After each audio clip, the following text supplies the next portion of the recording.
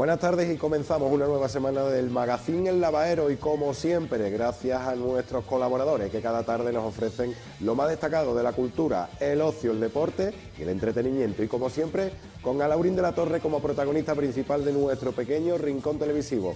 Esta tarde arrancaremos con nuestra compañera Sumaya Chahir y su espacio Más que Cultura. Continuará Carlos Villalba con Alaurín, el deporte, y finalizaremos con nuestra yogi particular en el Rincón del Bienestar. Ya lo tenemos todo listo y preparado para comenzar. Cabecera y empezamos.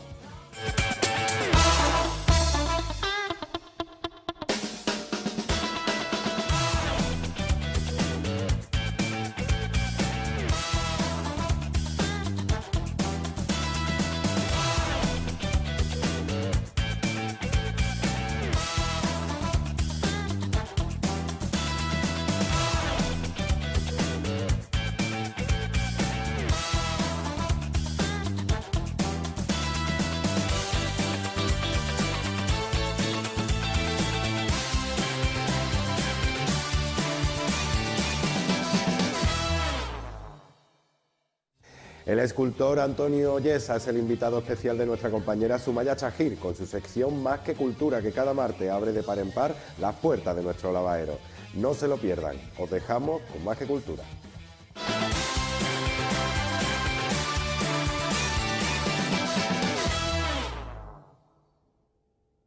Hola amigos y amigas, bienvenidos una semana más al espacio cultural Más que Cultura del Magazine Lavadero.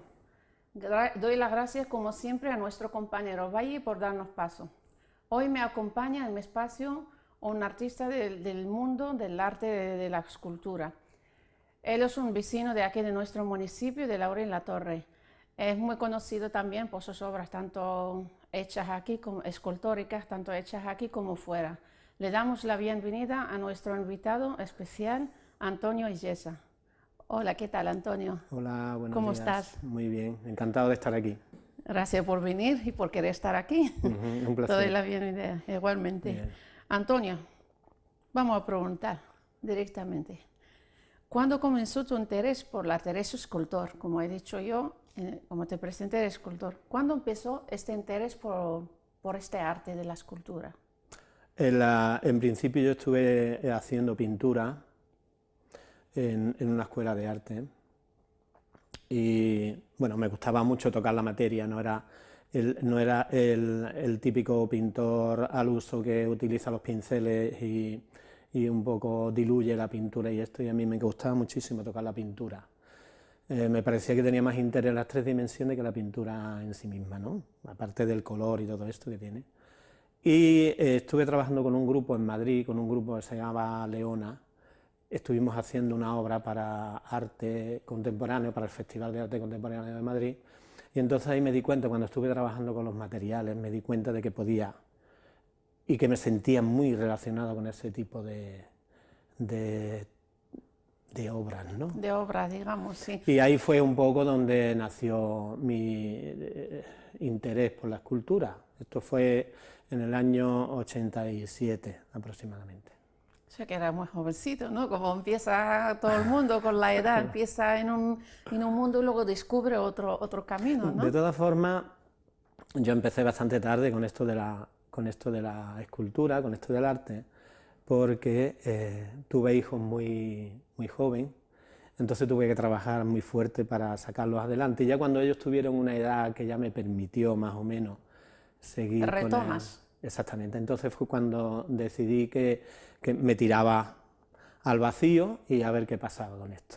Y fue también por esa edad, más o menos, ¿no? Cuando tenía 33, 34 años. Entonces empezó en Madrid, porque tú eres madrileño, ¿vivías en Madrid? No, yo soy de Cádiz. Ah, eres andaluz, Sí. Eres de Cádiz, pero Sí. qué casualidad, ¿no? Sí, sea pero estuve trabajando 12 años en centrales nucleares, y entonces coincidió que cuando estuve en la nuclear de Trillo, en Guadalajara, pues fue ahí cuando tuve el interés de, aparte de trabajar en la central nuclear, pues el tiempo que me quedaba libre, que era poco relativamente, me dediqué a aprender. Sí, comenzando con la pintura y luego, exacto. Y luego te descubres en el mundo del arte de la escultura, ¿no?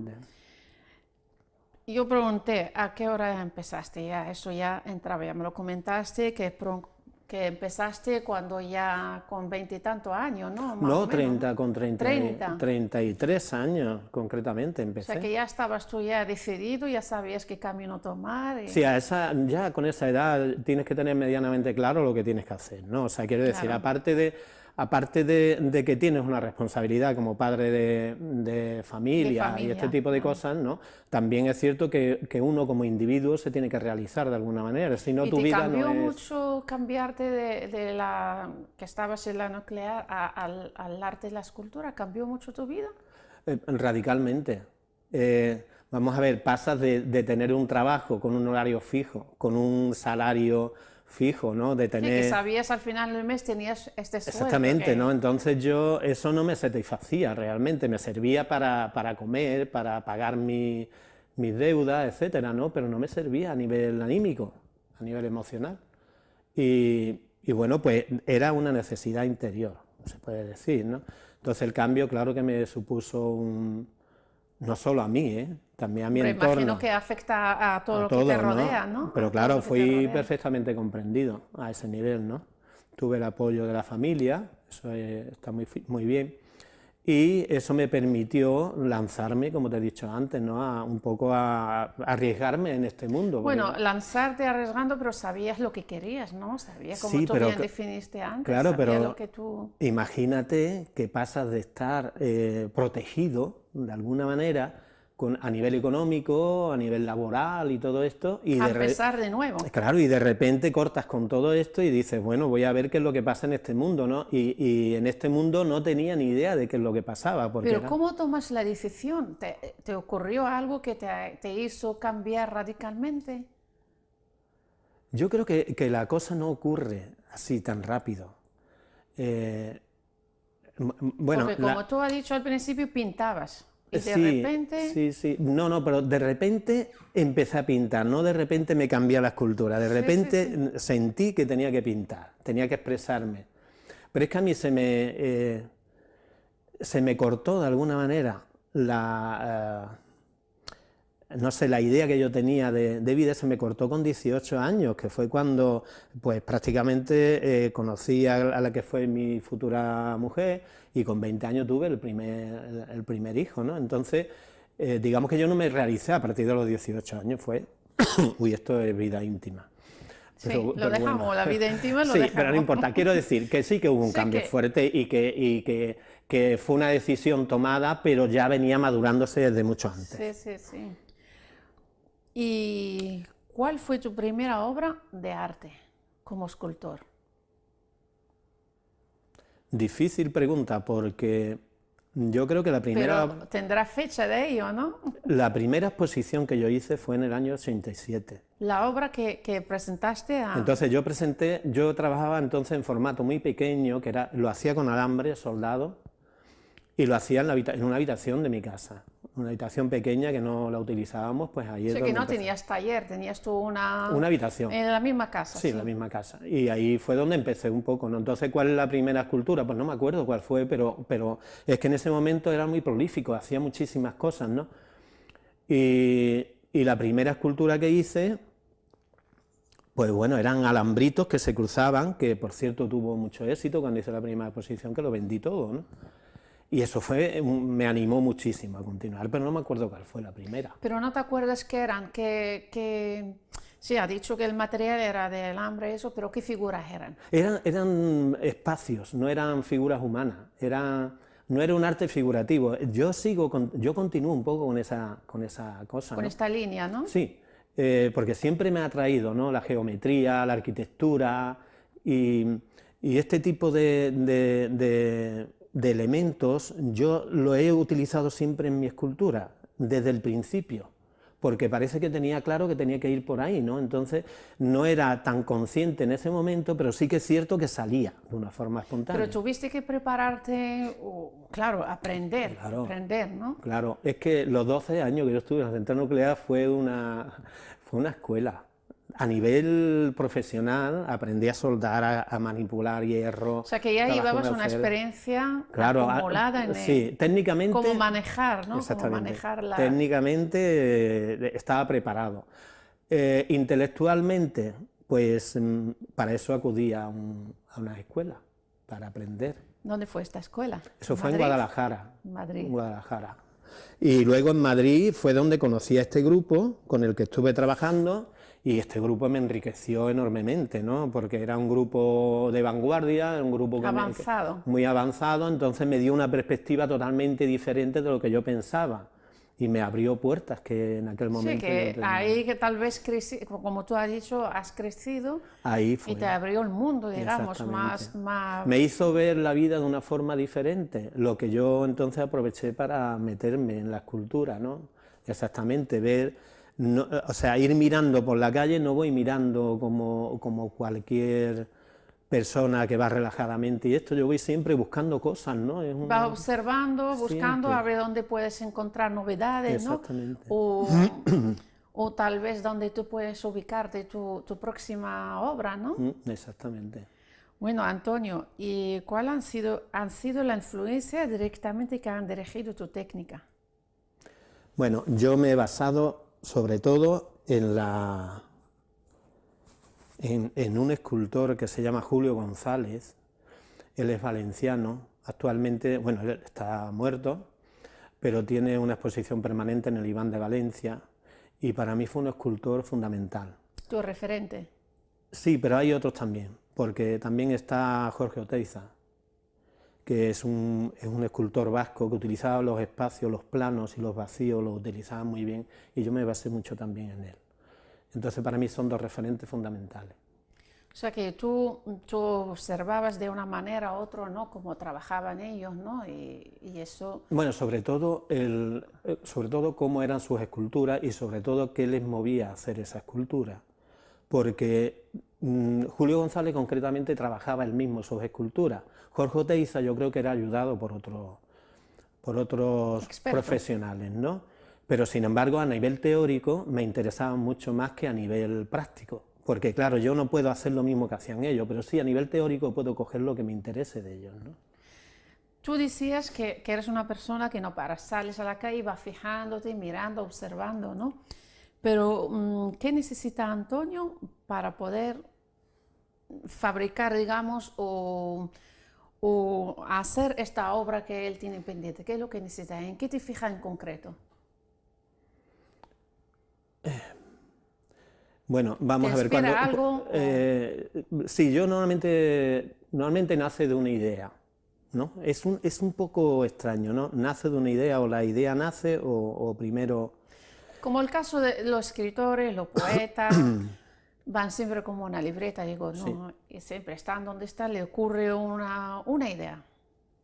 Lo apuntan y luego más adelante tal vez lo desarrollan. ¿Es el caso del escultor, Sí, como en tu caso? sí, en mi caso es tener una idea, como yo tengo un camino, digamos que ese camino es una búsqueda constante de lo que es el espacio, de lo que sería, por ejemplo, intentar de alguna forma concretar en el vacío, dibujar el vacío, organizar planos, no sé, esos espacios que de alguna forma yo quiero encuadrar, cosas de estas, y entonces todo eso es una preocupación constante. Entonces, siempre buscas el lugar, digamos, ¿no? El lugar que te puede dar esta tranquilidad, esta...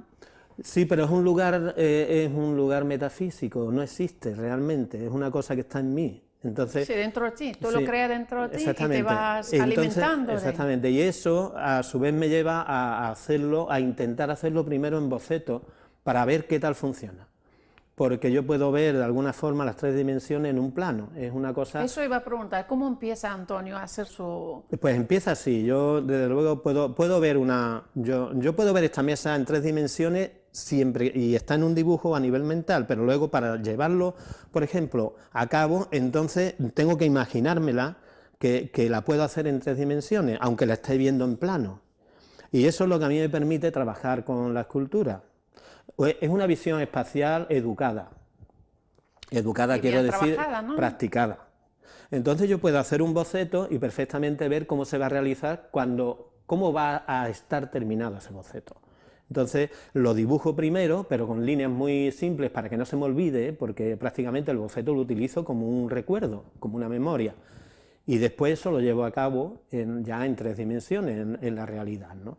Entonces es un proceso, digamos que es un proceso lógico de creación, idea, boceto y realización de... Y siempre a lo largo al paso que va pasando el tiempo y tal, siempre hay cambio, ¿no? Como tú bien dices, que una vez tú lo dibujas en tu mente, luego lo pasas, pero luego más adelante a lo mejor vas corrigiendo, ¿no? Pero esa corrección existe cuando ya empieza a hacerlo a nivel físico, porque a lo mejor no concuerdan bien los parámetros, ¿no? de este espacio, entonces cuando yo corrijo... Tú calculas siempre lo que es el diámetro, ¿no? Exacto.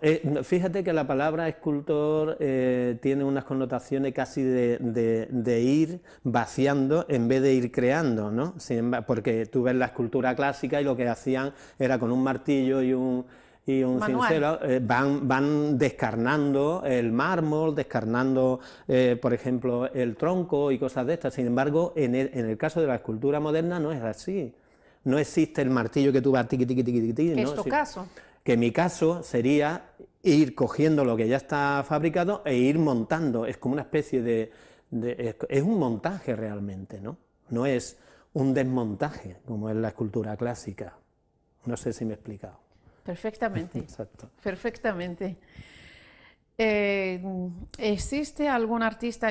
Me dijiste antes que tú te influía el valenciano y el vasco, me imagino, ¿no? Sí. Pero ¿algún artista contemporáneo o del pasado que admiras especialmente, aparte de estos 2 mencionados anteriormente?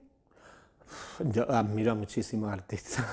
Por ejemplo. Hay muchísimos artistas que admiro. A mí Tanto nacional como internacional. Imagino que estás bien documentando en este campo, sí, ¿no? yo no distingo entre nacionales o internacionales. El arte no tiene patria. No, Entonces es el que hace una buena obra y me encanta y el que... Hay que reconocerlo. Sí, a mí hay pues no sé, español, Jaume Plensa me encanta, es un artista fantástico, un escultor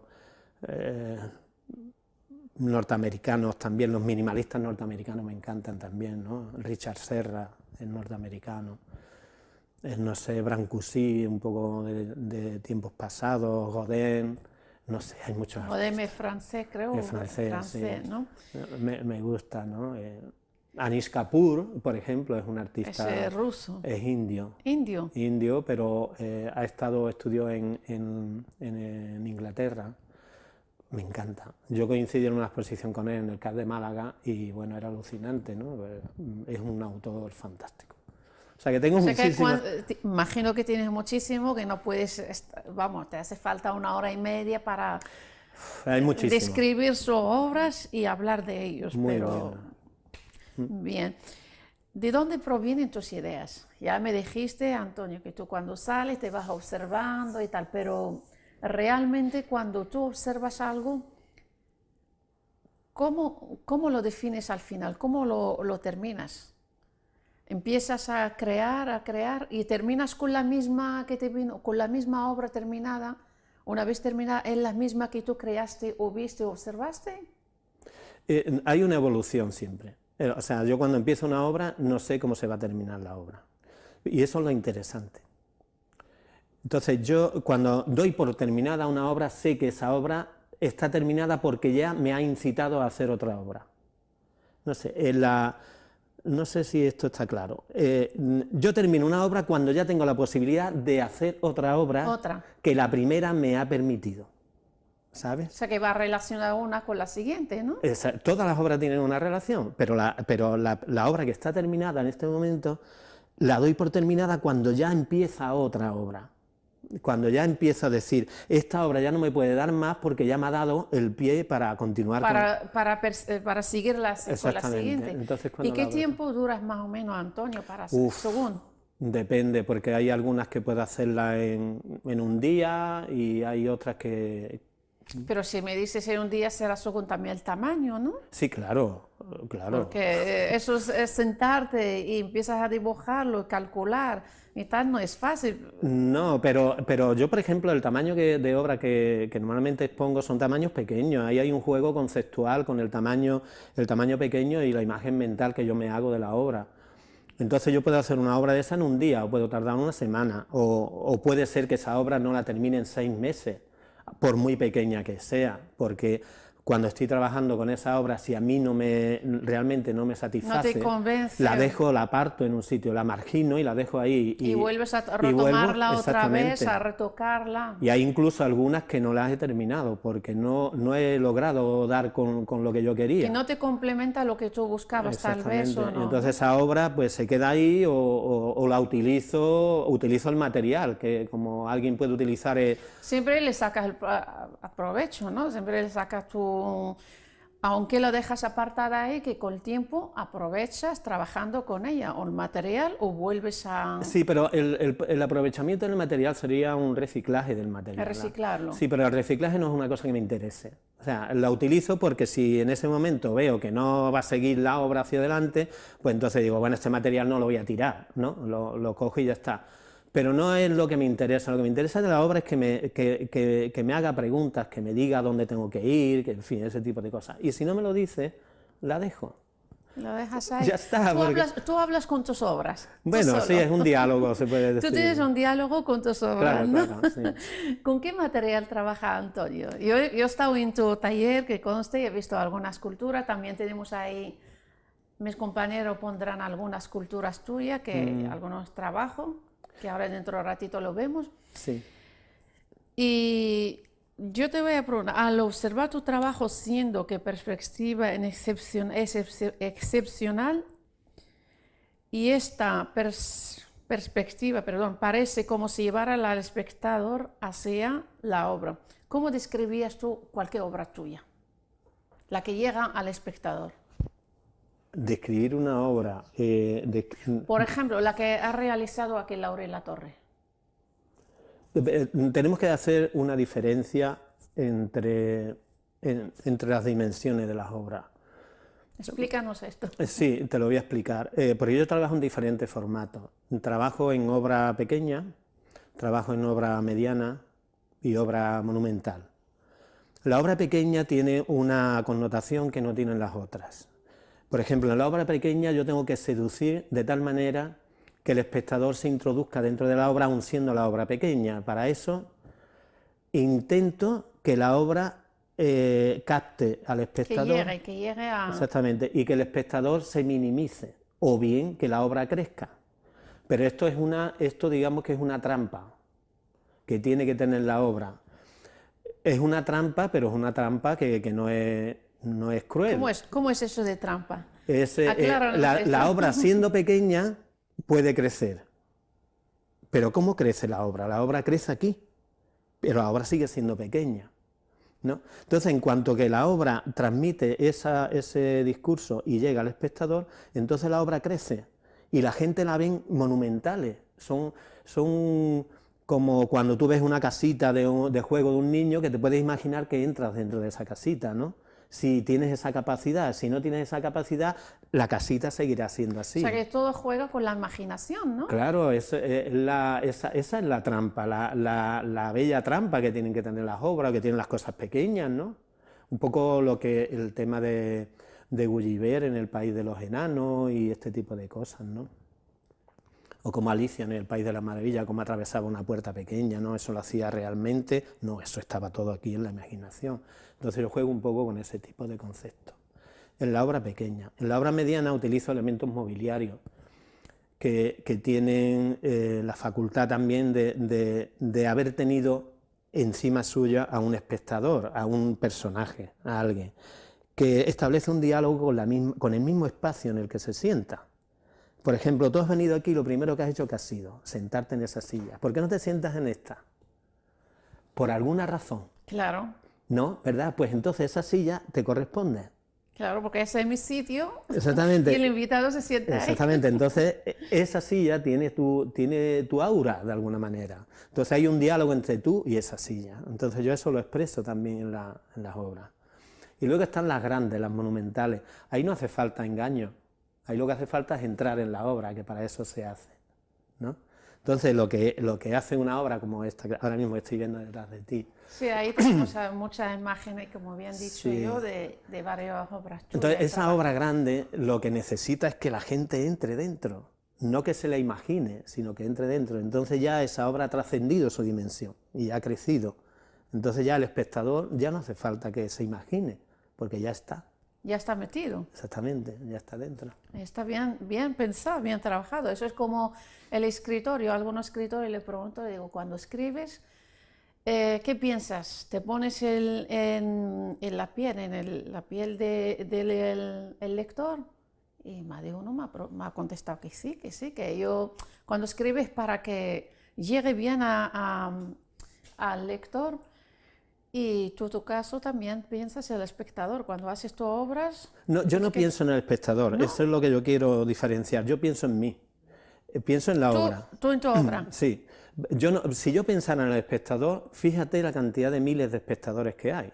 Cada uno tiene una forma de ver, una forma de... Eso, por supuesto. Claro, entonces yo no pienso en el espectador, yo pienso en lo que puede influirle mi obra al espectador, que es diferente. O sea, la obra es la que habla. Para transmitirle... Claro, pues yo pienso en una mente universal, no pienso en un individuo. Yo pienso en... Sí, en una persona sola no. No, eso yo está pienso claro, en que... porque si no va a tener que estar al gusto Claro, de cada uno. O sea, exactamente. imagínate Eso no, 6.000 personas, pues, no tiene al cabida, gusto. eso no tiene cabida. Te va a tirar en vez de un día, pues 1.000 días. Exacto. al gusto Y nunca de cada estaría uno. contento, ¿no? Y nunca. Está bien planteado. Preguntaba yo los materiales que utilizas. ¿Cuál prefieres realmente? Depende del... ¿Cuál es el que más te resulta más fácil manejar? ¿La madera o el metal? Igualmente. ¿O depende de la igualmente, obra? sí, no, vamos a ver, cuando... una cosa que tenemos los escultores, y esto no es tampoco querer trascender lo que estamos, es que tenemos ciertas habilidades, tenemos habilidades manuales. Entonces, pues no sé, para dibujar, para soldar, tenemos una habilidad, ¿no? Como pueda tener cualquier persona que trabaje en la construcción, que pueda coger, en fin, igual. A nivel de profesional tenemos esa capacidad.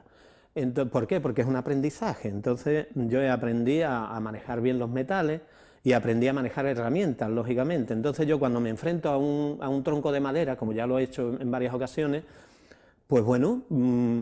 busco a ver por dónde puedo entrar, busco qué puedo hacer, y eso es un disfrute, ¿no? Porque es una relación entre el material y yo que a mí me gusta. Sí, que como has dicho antes, dialogas con él. Exactamente. Observas bien el material y dialogas, lo estudias, lo estás analizando. Entonces la madera, estupenda, ¿no? A mí me encanta la madera, tiene un olor, tiene una textura cálida. Olor, exacto, el olor que desprende. Exactamente, eso es fantástico. El metal me gusta muchísimo. ¿Por qué? Porque también tiene su olor, también tiene su textura, también lo tiene todo.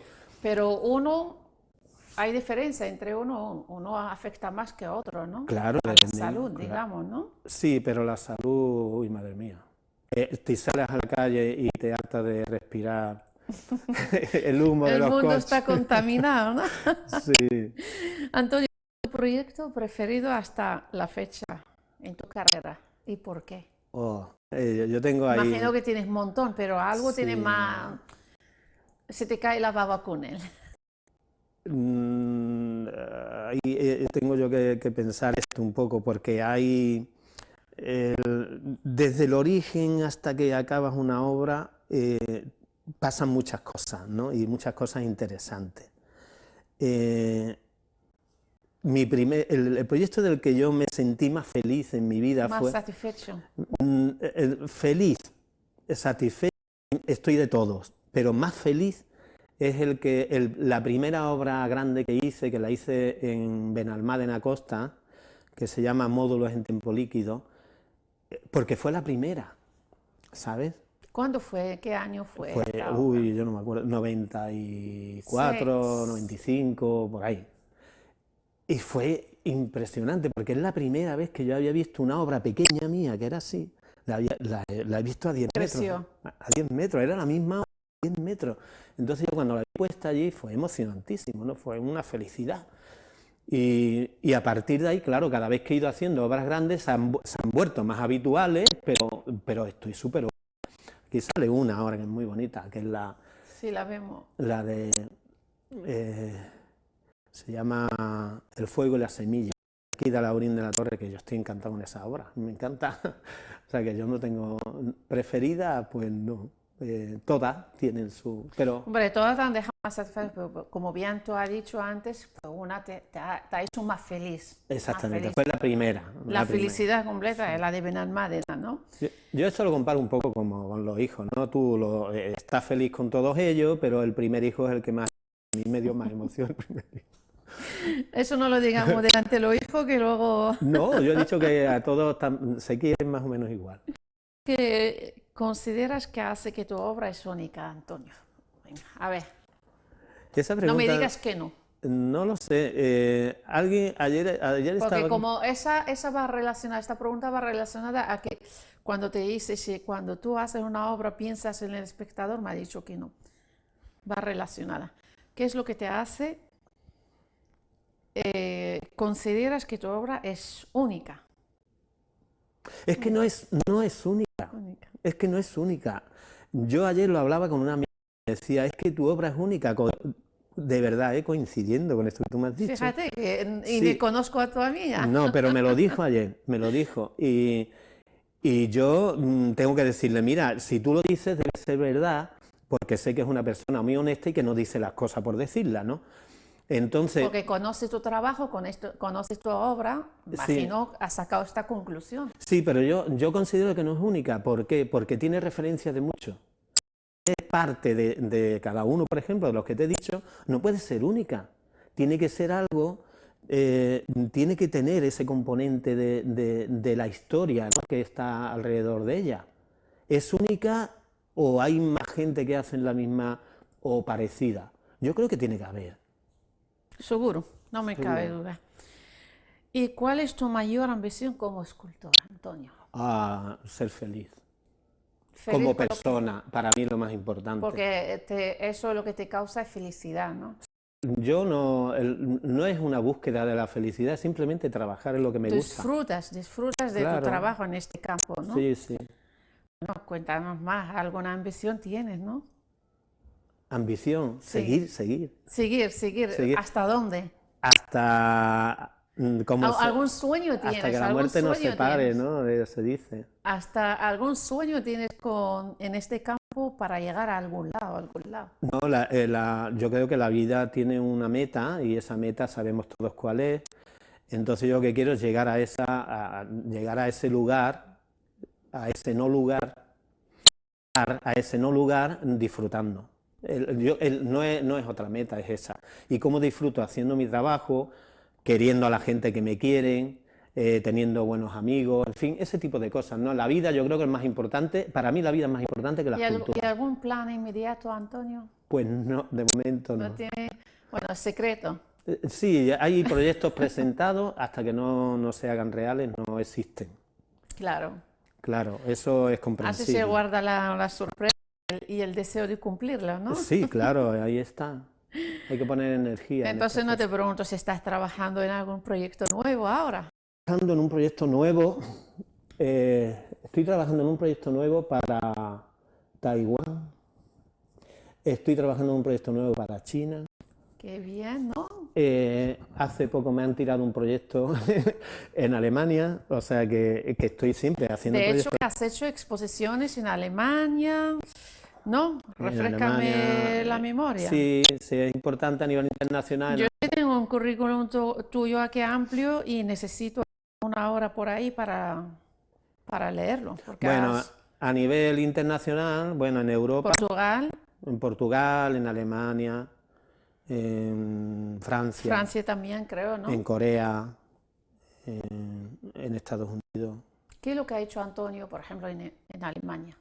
En Alemania es cultura. Lo que he hecho, bueno, aparte de exponer en una obra y esto, lo que he hecho ha sido trabajar en escultura, participar en y proyectos encargados también, ¿no? Porque el último... ¿Colectivos o individuales? Individuales. Individuales. Sí, sí. Por ejemplo, el último que hice en Alemania fue hace 1 año y medio aproximadamente, y fue un trabajo de que lo hice yo personalmente. Ese que hay detrás también, es que se me va la vista para allá. Tú lo ves, no, tú lo ves, yo no lo veo, Sí, está detrás yo mía, no, sí. lo siento. Y entonces, yo en Alemania he hecho ya 2 proyectos públicos, y uno de ellos encargado por una persona encantadora, que me dijo que quería que le hiciera un proyecto para su jardín, y le hice un proyecto. Estuve allí 1 mes trabajando con él, encantado de la vida, porque una atención tremenda. A veces echo de menos eso aquí, en mi país. También estuviste en Estados Unidos, creo, ¿no? Sí, también estuve Estados allí. Unidos. Estuve viviendo en Nueva York y también hice exposición allí. ¿Y qué sintiste? Eso, la exposición, ¿qué sintió Antonio ante la exposición, tanto en Corea como Estados Unidos, Alemania ya me ha dicho, Portugal? ¿Qué satisfacción te dio aquellas exposiciones? Saber que la obra comunica, aunque no se hable el idioma, es una cosa importante, porque significa... El arte se comunica, no hace falta idioma. Exactamente. Entonces, ahí únicamente uno se da cuenta de que lo que estás haciendo puede trascender las propias fronteras de donde tú vives, ¿no? Entonces, para mí eso es importante. ¿Por qué? Porque entiendo que lo que yo planteo es un discurso que es entendible. Entonces, si es entendible, no es solamente aquí, donde se habla español o castellano, ¿no? Sino que es entendible, se hable lo que se hable.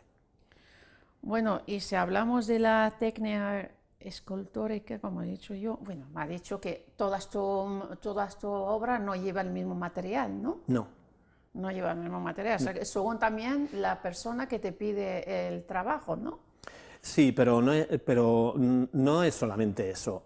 Yo también entiendo que hay veces que la obra, vamos a ver si es geométrica. Yo utilizo materiales muy fríos, ¿no?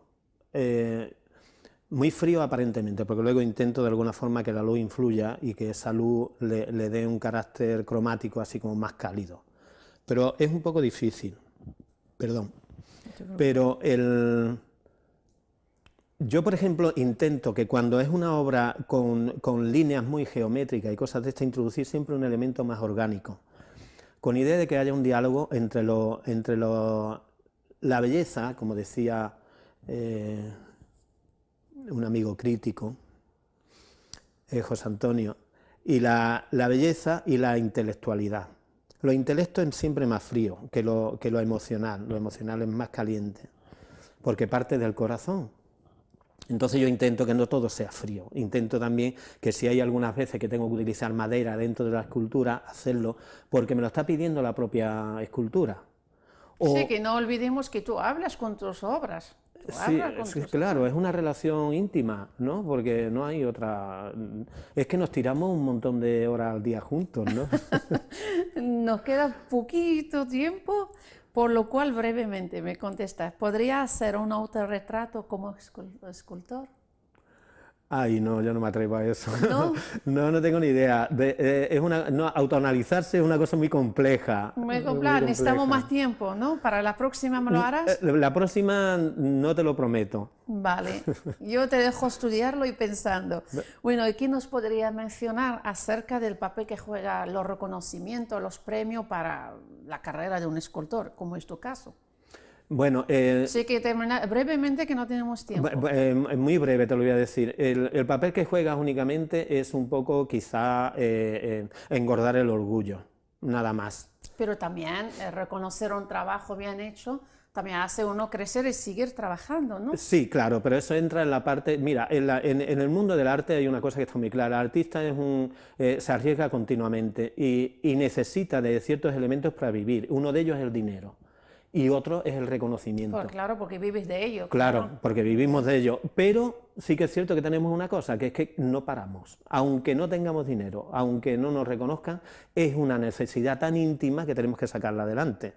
Entonces, para mí lo más importante es lo que repetí antes. Queda dicho, que tú te arriesgas con tu trabajo como cualquier artista, necesitas, claro, trabajo, tú haces tu trabajo, necesitas cobrar por ello. Haces cosas efectivamente. que no sé hacer yo. Eso está claro, como el intérprete necesita cobrar por su trabajo.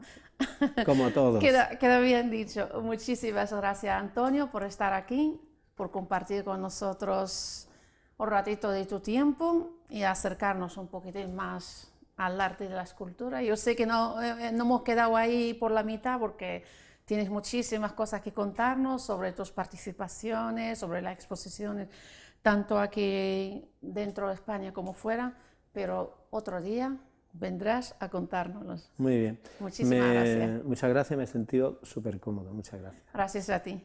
Bueno, señores, termina por hoy nuestro espacio cultural.